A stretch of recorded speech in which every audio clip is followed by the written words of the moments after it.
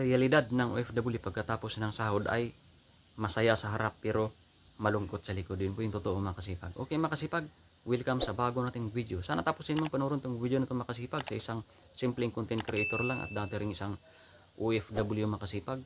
Dahil mayroon akong ipikwento sa makasipag o bahagi makasipag na makakatulong din sa makasipag. Pero bago ang lahat, pasalamatan ko pala yung aking mga star singer na sina Auntie Marcela Montisa at sa lahat ng mga nag-share ng aking vlogs, kina Uncle Franklin Alaman, Auntie Emily Turanyo, sa aking classmate na si Joel Salaveria, at sa aking pinsan si Sunflower Turanyo, at sa lahat ng mga nag-share ng aking vlogs. Maraming salamat sa inyo. At lalong-lalo na sa lahat ng aking mga YouTube subscribers, followers, at sa lahat ng mga sumusuporta ng aking video. Maraming salamat sa inyo. Kung bago ka pa lang sa video na to, baka pwede naman like, comment, and share or subscribe to our YouTube channel or click the bell button below para ma-notify ka sa mga bago ko ng video na i-upload.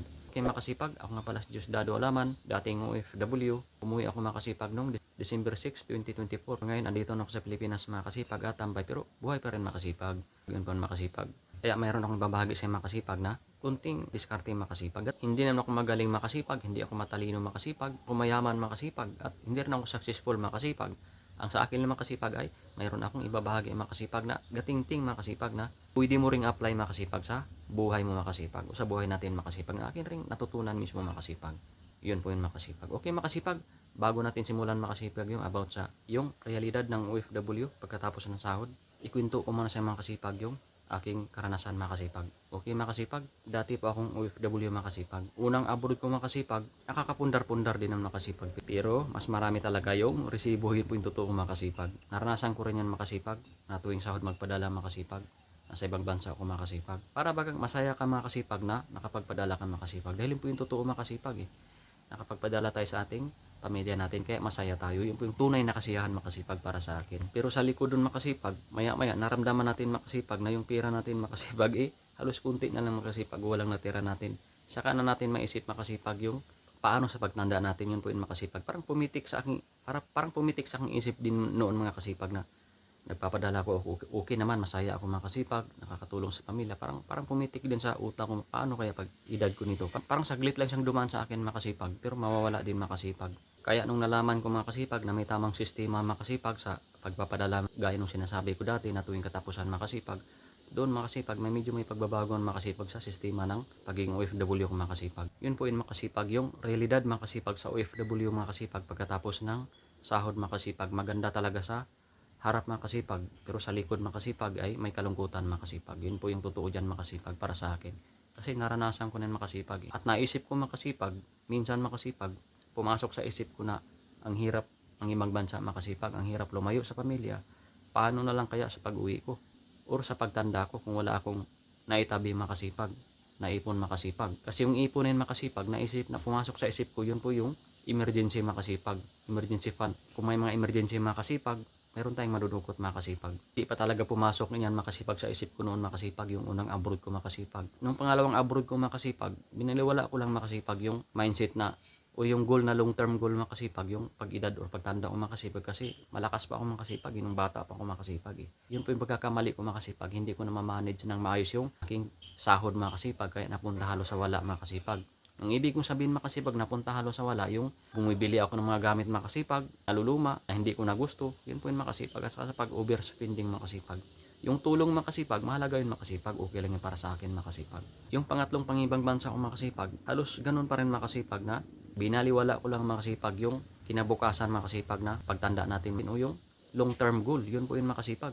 Hindi ko siya binigyang pansin makasipag, gasto pa rin ako makasipag. Okay lang makasipag, makatulong makasipag, masaya to sa pakiramdam makasipag na makatulong. Nag-overspending din ako makasipag na sa mga bagay makasipag na binibili tapos sa totoo lang, madali akong magsawa makasipag. Yun po yung makasipag, yung maling sistema ng aking pag-spend mga kasipag. Nung kalagitnaan makasipag ng trabaho ko makasipag, pumasok na sa akin makasipag, sa isip ko na, ano yung kinabukasan? Paano kaya pagtanda ko or pag-edad ko ng 60? Mayroon ba akong makukuha? Hindi ba ako kawawa? Yun po yung pumasok sa isip ko makasipag. Nakaraang buwan makasipag, nagbabahagi o makasipag ng about sa savings fund, emergency fund, about sa savings fund, about sa retirement fund, lalo na kung ikaw isang OFW makasipag. Kasi yan po yung nakikita o makasipag na malaking makakatulong sa atin makasipag. Tamang pagmamanage ng ating pera makasipag na mahulugan natin yan makasipag. Ako makasipag, hindi ko pa siya nahulugan makasipag as lahat makasipag, pero nagagamit ko rin siya ngayon makasipag. Nagtambay ako makasipag, halos kalahating taon na buhay pa rin makasipag. Kasi yun po yung ginagawa ko makasipag. Basic lang to makasipag. Simpleng sistema lang to makasipag. Ang mahirap na sistema talaga makasipag para sa akin sa totoo lang yung pagninegosyo makasipag. Kaya binahagi ko rin makasipag, yung bottom line makasipag na kailangan nating magnegosyo makasipag, hindi lang sa trabaho. Kaya kung may magandang trabaho ka ngayon, maganda ang kita mo kung nasa ibang bansa ka, huwag ka man nang umuwi ng basta-basta. Para sa akin makasipag. Kailangan mo munang kumita dito sa Pilipinas. Mayroon kang stable na kita dito, kahit maliit lang yan makasipag na mabubuhay ka, pwede ka na rin umuwi makasipag kung gusto makasipag. Yun po yung tamang sistema para sa akin makasipag. Pero kung ikaw ay pauwi-uwi, pero kung ikaw ay umuwi ng pabigla-bigla, tagpos ka, yun po yung sinasabi ko. Wala ka pang source of income dito sa Pilipinas o kita, okay lang kung mayroon na. Ang mangyayari sa'yo, alam mong bakit? Kawawa ka. Kasi wala kang source of income dito sa Pilipinas. Or walang pumapasok na pera sa kamay mo, bukod sa trabaho mo. Kawawa ka makasipag. Yun po yung sinasabi ko. Kawawa yung buhay natin at pati pamilya natin makasipag. Siyempre, kawawa rin sila makasipag. Kasi okay lang sa atin makasipag, para sa akin, ako kawawa. Pero paano yung pamilya natin? Mas lalong nakakaawa makasipag. Kaya huwag tayong basta-basta makasipag na tumalon ka agad makasipag sa corporate world. O kung ikaw may isang OFW na gusto mo na magnegosyo dahil puro ka lang idea ka lang na magnegosyo, na sa isip mo puro plano, hindi ka pa nga kumita. Para sa akin makasipag, yung tunay na negosyo makasipag, yung negosyo talaga na matawag makasipag, yung kumikita na, hindi yung idea pa lang, negosyo na. Tumalong ka na bigla sa trabaho mo ngayon, sa corporate world or sa pagiging OFW mo. Mali pong sistema sa akin yung makasipag. Kasi ang tunay na sistema dyan, pakitain muna natin na kumikita yung negosyo natin. Pakitain mo na yung negosyo natin na kumikita talaga ng pera talaga, hindi yung idea. Kasi yung idea makasipag or imagination, paralysis yun yan makasipag para sa akin. Ang tunay na trabaho talaga makasipag ay execution makasipag. Yung kumikita makasipag, yung sinasabi ko na execution. Kumikita na, may probe na, may resulta. Pwede na tayong pabanjing-banjing makasipag or umuwi dito sa Pilipinas. Kung ikaw ay nasa ibang bansa, yun po yung makasipag. Kasi ang totoo, mayroon ka ng kita dito sa Pilipinas, hindi nila alam na may kita nga na dito, kaya umuwi ka. Yun po yung makasipag. Kasi kung umuwi ka na pabigla-bigla, nakakala mo for good ka na, mayroon ka ng milyon, na sinasabi kong milyon ha, milyon, yung sinasabi kong makasipag, napakaliit na lang yan makasipag. Yun po yung realidad ng 1 milyon. Isa na lang yan 100,000. Alam mo kung bakit? Sa taas ng bilihin natin ngayon, sa taas ng inflation natin ngayon. Kung yung 1 milyon mo noon, yung piso ay mabibili mo pa siya ng tinapay, na malaking tinapay pa mabibili mo yung piso, hindi malaki yung milyon. Ngayon, yung tinapay, hindi ka na makabili kung wala kang halos 100. Ganun po makasipag. Tumaas na yung bilihin natin ngayon, yung inflation makasipag sa buong Pilipinas o sa buong mundo. Yun po yung totoo dyan makasipag. Kaya, kung may trabaho ka ngayon, pahalagahan mo. Kung nasa ibang bansa ka, huwag ka muna umuwi ng basta-basta, pwede ka rin umuwi. Yung sa akin lang, binahagi ko lang itong makasipag para hindi tayo kawawa pag tanda natin. Yun po yung binahagi ko makasipag na maaaring makatulong sa atin makasipag. Yung aking insight or aking pinaninulaan makasipag na makatulong sa atin makasipag. Gaya nung binahagi ko makasipag na kung hindi ka manyayaman makasipag ay magkaroon ka ng peace of mind makasipag. Kaya yung binahagi ko makasipag ay dalawang option makasipag. Pwede tayong magnegosyo makasipag ng kanya-kanya. Kailangan natin mag-fake ng risk makasipag. Kasi ang pagninegosyo wala po sa madali. Nasa risk po yan makasipag.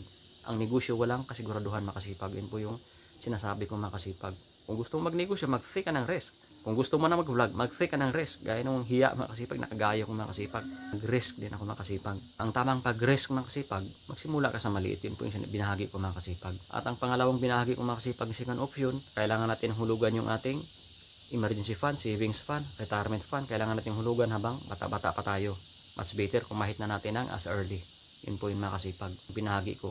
Kung gusto natin mahit ng as early, good tayo makasipag. Yun po yung binahagi ko. Kung pwede, kasi kikita ko makasipag ito dahil doable po ito makasipag. Basic, napaka-basic. Napakasimple lang to ito makasipag. Kasi hindi naman to negosyo makasipag eh. Napaka-basic lang to para mabigyan tayo ng kapayapaan or peace of mind makasipag. Pag nag-edad na tayo makasipag, hindi natin kaya magtrabaho. Yun po yung realidad makasipag. Lalo na kung ikaw isang FW, para hindi ka kawawa. Yun po yung realidad dyan. Kasi ang laki ng pira mo noon. Sana ngayon, nagkaedad ka na. Gusto mo pang gumalaw, wala na. Hindi ka na makagalaw, dahil wala ka ng halos peace of mind. Yun po yung makasipag, yung realidad makasipag na binahagi ko makasipag. Okay makasipag, kaya ako binahagi itong video na ito makasipag dahil yun po yung realidad makasipag sa ating OFW. Dahil isa rin akong OFW makasipag, ranasan ko rin yan makasipag na dapat kailangan natin na magpadala ng tuwing katapusan makasipag para mamamanage natin maayos yung ipon natin makasipag. At dapat nating hulugan yung emergency fund kasi sa oras ng kagipitan, hindi natin alam makasipag yung buhay natin makasipag, yung savings fund, yung retirement fund. Mahalaga yan makasipag na mahulugan natin makasipag. Or may pension plan, pwede pa hulugan natin makasipag kung kaya pa nating hulugan makasipag. Kung may sahod ka ngayon, yung gustong ihulog mo, kung gapiranggot lang yung hulog mo, kung gusto mo mahit yung retirement fund mo na 10k, 20k, gaya ng binahagi ko sa isang buwan, yung isang buwan, i-times mo sa 12, tapos yung 12 na total, isang taon na total, times natin sa kung nabubuhay ka pa ng 20 years or 30 years. Kung makukuha mo yan ng medyo maaga-aga, much better makasipag. Pwede ka na ring for good yan makasipag. Yun po yung tinatawag ko makasipag na for good. Lalo na kung ikaw ay isang OFW, yun po yung makasipag. Okay makasipag, sana nakatulong sa yung video na ito makasipag. Samahan nyo pa ako sa aking sunod na video makasipag. Huwag kang mag-alala makasipag kung puro resibo yung naipon mo ngayon makasipag. Yun dahil yun po yung totoo talaga makasipag. Yun po yung realidad makasipag. Kailangan nating matuto makasipag. Lalo na kung ikaw ay nagtrabaho sa ibang bansa, sa malayong lugar. Kailangan nating baguhin yung sistema natin makasipag sa pamagitan ng simpleng binahagi kong makasipag. Okay makasipag, ang trabaho ko pala dati makasipag ay isang heavy equipment operator makasipag. Meron tayo ditong group na heavy equipment operator malupit group na welcome ang lahat dito mag-join, lalo na sa mga baguhan na gustong matuto sa pag-drive or sa pag-operate ng mga heavy equipment. At welcome dito yung ating mga magagaling at mga veteranong operator para maglapag ng ating mga galing experience para matuto yung iba kasi magaan sa pakiramdam na mayroon tayong maibabahagi makasipag na value makasipag. Yun po yung makasipag. Okay makasipag, kung nagustuhan mo na yung video na ito makasipag, pwede mo akong i-like, comment, and share or subscribe to our YouTube channel para ma-notify ka sa mga bago ko ng video ni upload. Okay makasipag, may kasabihan, nasa Diyos ang awa, nasa tao ang gawa. Okay makasipag, hanggang dito na lang yung video natin. Maraming salamat sa panonood. Hanggang sa muli.